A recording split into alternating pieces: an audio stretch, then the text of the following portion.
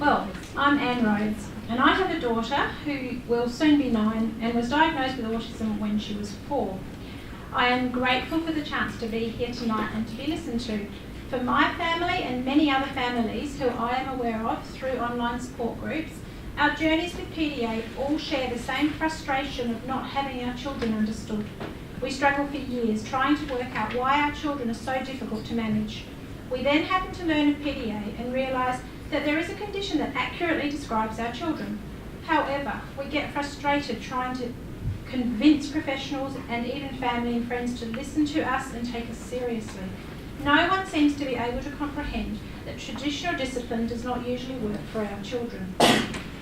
My daughter did not have a typical presentation of autism as a baby. Like many others, I felt my baby was developing normally and meeting the usual milestones for speech and walking. She was bright and responsive. She was, however, fussy and clingy. She simply would not sleep alone, despite my attending a sleep course and trying every strategy I read about in countless books. She was also a bit clumsy, and her balance wasn't good. I had to shadow her when she was climbing or she would fall. I felt criticised by others for hovering about her too much. I also noticed that perfume on people upset her, as did the noise of the toilet, kettle and vacuum cleaner. So she did have sensory issues, but not enough to rush off to the doctor with concerns. Alarm bells started to ring for me when she struggled to interact with other children at playgroup. We tried 3 different playgroups without success. She would get stressed by things the others liked. We ended up staying home.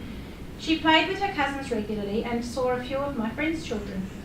She needed me to intervene a lot, but she did socialise.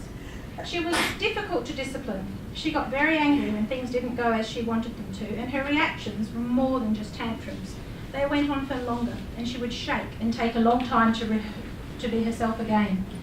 This is a difficult subject to discuss with the doctor though, because as a parent one tends to question what they are doing wrong and feel responsibility.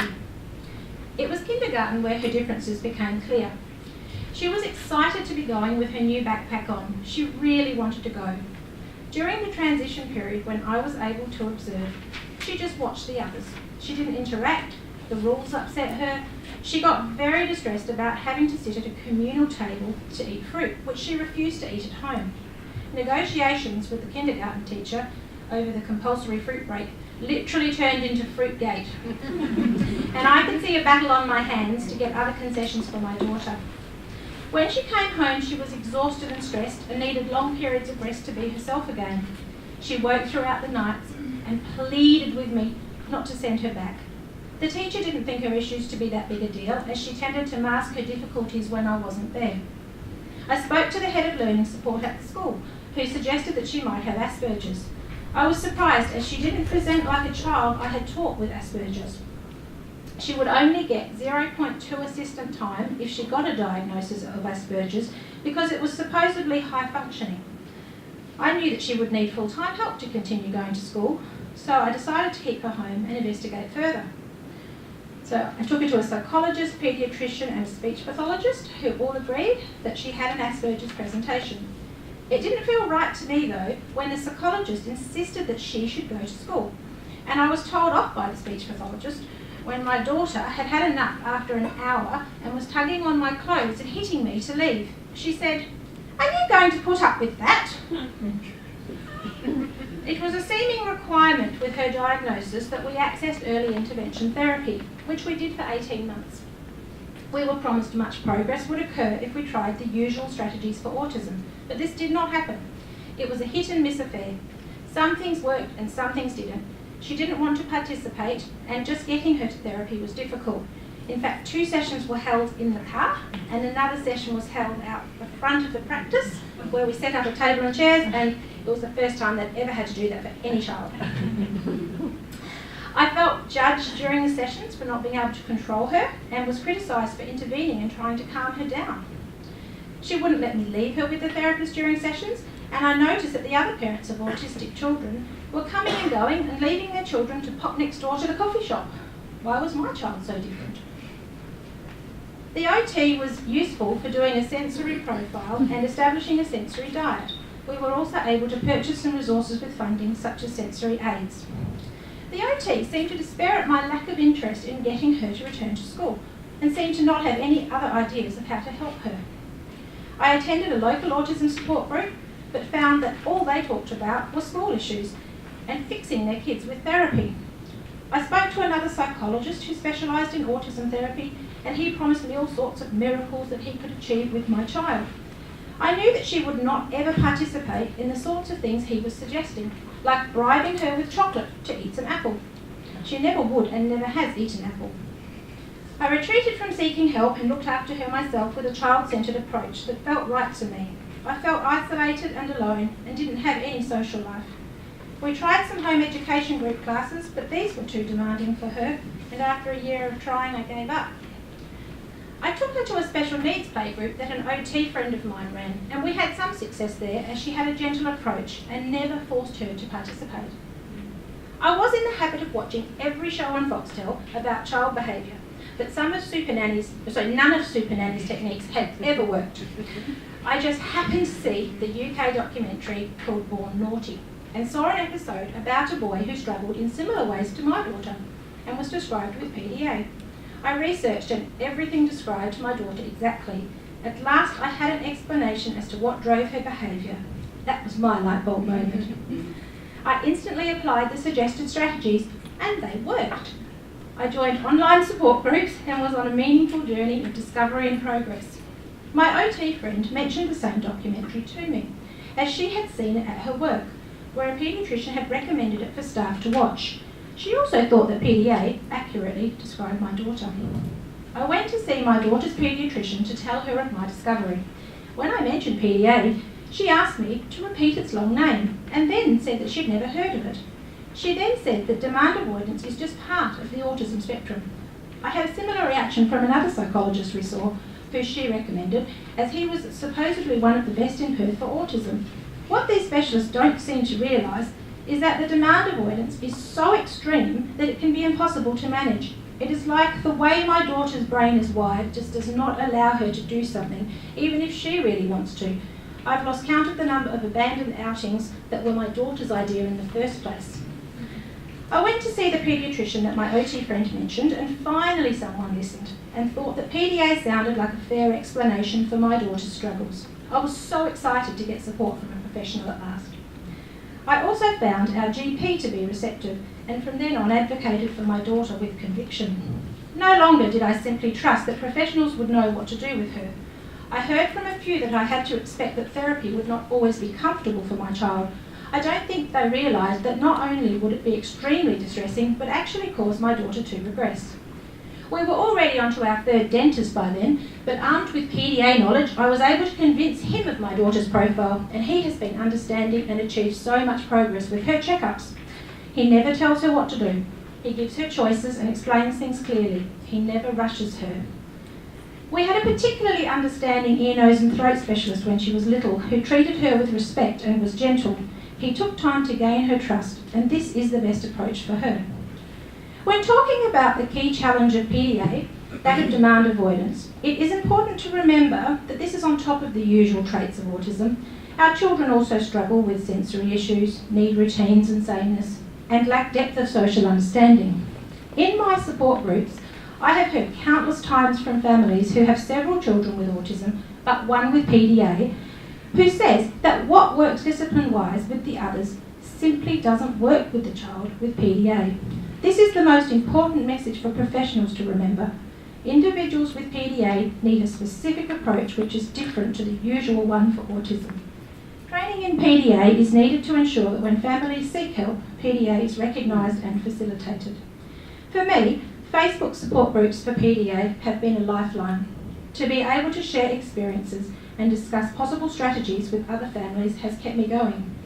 I find helping others to be therapeutic and meaningful. I've been a member of these groups for 2 years, and after gaining much knowledge, I felt that the now 570 members of the Australian group and nearly 100 more in the New Zealand group needed representation for awareness of PDA. I wrote letters to autism associations and government ministers in Australia, but got nowhere. Because it wasn't in the DSM, it apparently didn't exist. I had been waiting for a long time to see Dr. Ray, who was always highly recommended to me, and when I took my daughter to see him, he agreed that it seemed reasonable to describe her difficulties with the term PDA and that it was time for awareness in Australia. I decided that I would write to the academics who research autism. With Dr. Ray's much respected name backing my campaign, I wrote many letters and started to get some interest back at last. Academics were happy to distribute information about PDA to colleagues, and even Professor Tony Atwood expressed his support for PDA awareness in Australia. He said that PDA is useful for the conceptualisation of an individual. I wrote to the UK psychologist Dr. Phil Christie, who's the author of that book here, and he was most supportive. I can't tell you how good it felt to be listened by such high-level professionals. I created a website to act as a central point of information and contact in Australia and New Zealand, to have had much contact from families and professionals seeking advice. I have recently created a Facebook support group for teachers of students with PDA to network with each other. There are many things that help me manage my daughter's condition. My daughter won't go, but I see a psychologist to support me to support my daughter. Living with a child who can go from 0 to 10 over a simple request is stressful to live with. We feel like we are walking on eggshells most of the time and meticulously watching for triggers, as prevention is much easier than dealing with the outbursts. It is important to remember that siblings of children with PDA may also need support in the form of support groups and counselling. Children with PDA usually focus on one or two members of the family to control, and this can be a sibling rather than a parent. It can be difficult for siblings to invite friends over. They often don't get to do things that they want to do as a parent, as one parent is always focused on the child with PDA. On a positive note though, they can learn tolerance and compassion and develop strong family relationships. Siblings Australia has an online support group for siblings of children with disabilities. We follow all the strategies recommended in the PDA literature and find the most effective to be reduction of demands. We only ask her to do things if they have to be done, and we word things in a way that make her feel in control. She reminds me of my late grandmother, who had dementia. There was no point reasoning with her about how she needed to have a shower or eat, so I had to come up with ways that made her feel that she had decided to do these things. Co-sleeping and melatonin have helped with her sleeping issues. She has never been able to fall asleep or resettle by herself. We have always had much difficulty getting out of the house. Her disability buggy helps with this, as it takes away the demand of having to walk when she can't due to anxiety. We got a disability parking permit. Our application was rejected at first, but we were able to convince them that she can't walk when anxious and that she is likely to hurt herself in a busy car park. Being able to use the disability bays has made such a big difference to us.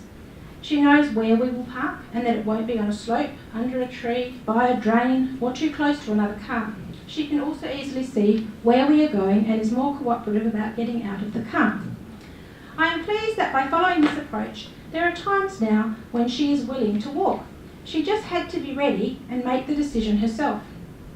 An iPad has been invaluable for calming her when upset and surprisingly for eating. She has never been able to eat at set meal times or at a family table. Instead, she eats in a place that feels safe to her, and I allow her to be on her iPad. It seems to distract her from the demand of eating, and she doesn't notice the imperfections in the food and reject it. She has always been quite thin, and it is difficult to get her to eat. The iPad has also been a must when attending medical appointments. She doesn't cope in waiting rooms or long consultations without it. Home education works for her, and she learns through her own interests and motivation. We are lucky to have an understanding and supportive education department moderator to deal with. Our local emergency department have been very helpful for croup each year. They give me the medicine to take home instead of the nurses forcing it upon her, and a great scene happening in the hospital. Talking of medication, it has been useful for anxiety, depression and OCD. My daughter gets quite sad about how her difficulties affect our family life, and it is important for us to work on her self-esteem. We don't go on holidays anymore, it's just too stressful.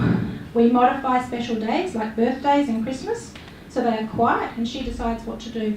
We can't make her conform. We often have our Christmas meal on a different day. I was in desperate need of some respite, so over the last year we have employed a couple of uni students to come and be with our daughter. It took time to find the right ones, and they simply spend time playing with her and not challenging her too much. The WANDIS came to our area recently, and we have been able to use the funding for these students to be her support workers. I can now pop out to the shops, make phone calls, and even have an uninterrupted conversation with my husband.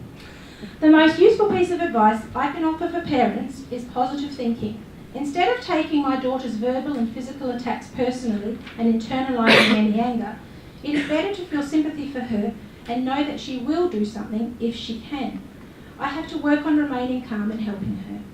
Thank you for listening. My wish for the future is that society will come to know the term PDA and realise that parents are parenting their children according to their special needs and not being soft or giving in to them. One of their special needs is to feel in control. We simply facilitate that need rather than break our children with inappropriate discipline.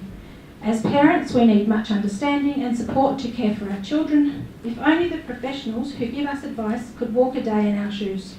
Thankfully, there are some that try, and I am grateful to those of you here today. Thank you.